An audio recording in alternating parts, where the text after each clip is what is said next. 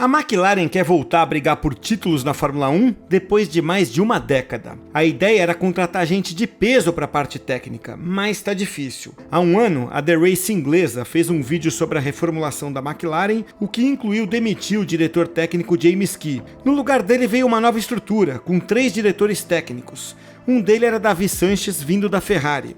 Ele cuidava do conceito do carro de Fórmula 1. Houve mais mudanças e até um ajuste nessa reformulação, porque a McLaren contratou Rob Marshall da Red Bull. A equipe também contratou gente para posições que não eram de liderança, buscando mais potência técnica. Mas Sanches foi o primeiro e o maior. Isso fez dele o símbolo da ambição e do novo plano ousado do chefe da equipe, Andrea Stella, para distribuir o trabalho técnico. Essa contratação fora das pistas veio junto com um grande avanço dentro delas. Em 2023, a McLaren virou a rival mais próxima da Red Bull em várias pistas.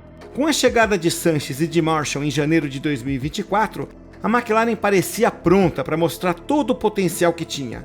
Só que depois de apenas 3 meses, Sanches saiu. Ou seja, um dos pilares da reestruturação se foi. Mas por que isso aconteceu? Como fica agora a mudança técnica da McLaren? E o que isso significa para os objetivos da equipe? De fora, ninguém sacou o que estava acontecendo. Foi um choque quando a McLaren anunciou atualizações organizacionais antes do GP do Japão. Davi Sanches saiu depois de muita discussão. A McLaren acredita que a estrutura com 3 diretores técnicos tenha funcionado bem desde o início. Peter Promodou assumiu como diretor técnico de aerodinâmica. Sanches veio da Ferrari como diretor técnico de conceito e desempenho do carro. Neil Hoadley foi então promovido a diretor técnico da parte de engenharia. A coisa começou a fluir bem. Primeiro, ficou claro que as responsabilidades de Sanches precisavam interinamente ser divididas. Depois, Hoadley perdeu o cargo quando a McLaren teve a chance de assinar com Marshall. Mesmo assim, a equipe progrediu bem em 2023 com a nova forma de trabalhar. Ela estava confiante de que tinha contratado as pessoas certas e acreditava que janeiro de 2024 serviria para os reforços se entrosarem. Mas a coisa não saiu como planejado, embora Stella insista que não foi por causa do modelo técnico. O anúncio pré-Suzuka deixou claro que a equipe precisava ser fortalecida e evoluída. Stella diz que a demissão faz parte de mudanças mais amplas, das quais Sanches é o personagem principal. A McLaren foi muito direta no anúncio inicial. Ela disse que o papel, as responsabilidades e as ambições associadas à posição de Davi não estavam alinhados com as expectativas da equipe. E destacou que Sanches havia concordado em se juntar à McLaren 2 meses antes da mudança na estrutura técnica. O atraso de Sanches por causa da licença da Ferrari é comum na Fórmula 1. Mas pouco depois de ele assinar, a McLaren fez uma grande mudança de estratégia. Sanches se juntou a um departamento técnico diferente, com um escopo mais apertado do que ele talvez esperasse. Segundo o próprio Sanches, o papel que ele imaginou e combinou não batia com o cargo que ele de fato assumiu. A McLaren não disse isso explicitamente, mas Sanches chegou pensando que seria diretor técnico ou chefe técnico. Stella concorda que a McLaren estava muito diferente quando Sanches chegou em janeiro de 2024, comparado a fevereiro de 2023. As condições mudaram, especialmente para Sanches. Quando ele percebeu isso, no início de 2024, muitos questionaram se o papel era adequado a ele, e ambos os lados concluíram que não.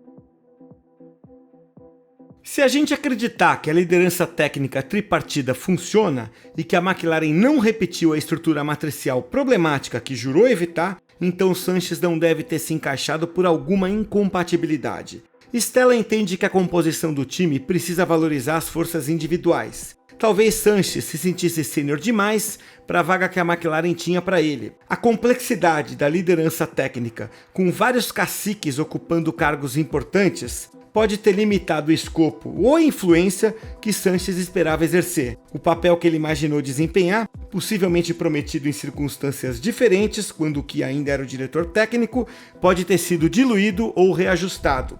Tudo isso faz parte, mas dá para ver por que Sanches ficou insatisfeito.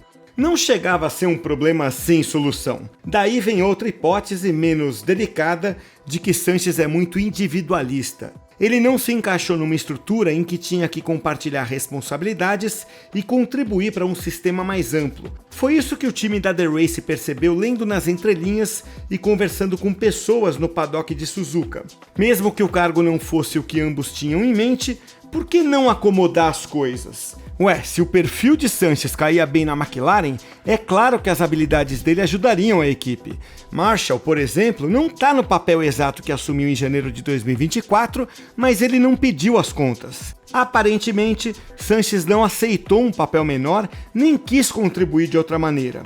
O que será que foi tão impróprio a ponto de ele decidir pular fora depois de apenas 3 meses? Bom, vamos voltar um ano no tempo, quando a Ferrari não parecia preocupada com a saída de Sainz. A gente cansou de ouvir que ele é ótimo tecnicamente, mas não sabe trabalhar bem em equipe. Talvez tenha sido isso, a soma da decepção com a mudança de ambiente, com um quê de ego inflado e com um time que evoluiu a ponto de não precisar se desdobrar para acomodá-lo. Stella, que trabalhou brevemente com Sainz na Ferrari, não quis pisar na bola e se esforçou para proteger a imagem de Sainz, que ainda é muito respeitado pelas habilidades técnicas que tem. Stella elogiou o impacto que ele teve em pouco tempo e espera que Sainz possa dar a contribuição dele em outro lugar, talvez numa equipe mais adequada a ele.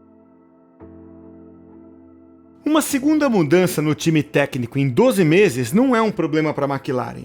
Por não ser comum esse tipo de montagem de equipe de Fórmula 1, é claro que seria necessário algum refinamento. Mas a saída de Sainz é um exemplo de como, apesar das melhores intenções, nem toda contratação de peso funciona. A McLaren lidou bem com essa realidade. Ao tentar minimizar o quanto a passagem de Sainz foi curta, Stella argumentou que 3 meses são mais tempo do que se imagina na Fórmula 1. Ele disse que, em comparação à indústria automotiva ou aeronáutica, a Fórmula 1 se movimenta 3 ou 4 vezes mais rápido. Isso levou Stella a dizer generosamente que os 3 meses de Sainz são como 1 ano em outro lugar.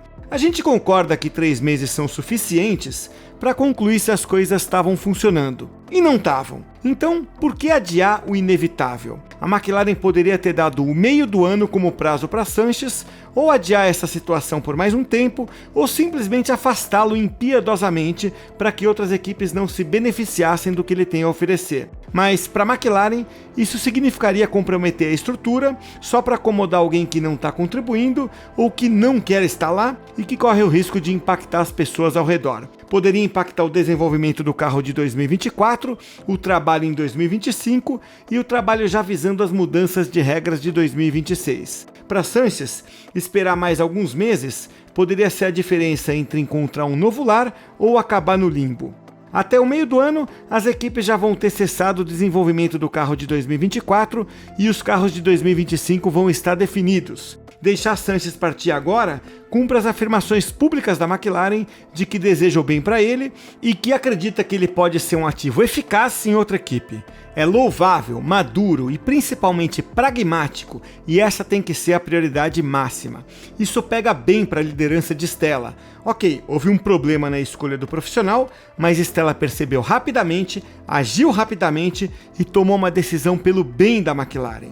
A mudança não funcionou como se esperava, mas a equipe pelo menos mitigou os danos. A gente só não sabe quais vão ser os efeitos colaterais. Será que Marshall é a pessoa certa para ser o chefe de design? Ele já desempenhou esse papel na Red Bull, mas será que ele não está em desacordo com o papel de gestão que ele desenvolveu lá e que originalmente iria cumprir na McLaren? Será que a estrutura causou outros efeitos colaterais que a McLaren ainda não descobriu? Será que, em certo momento, Stella não vai ser sugado para um papel técnico enquanto a equipe procura alguém? E que tensão isso tudo pode criar? Essas perguntas não podem ser respondidas agora, mas elas vão definir se o que a McLaren está tentando construir vai dar certo ou se as bases desse projeto são falhas e vão além do caso de Sainz.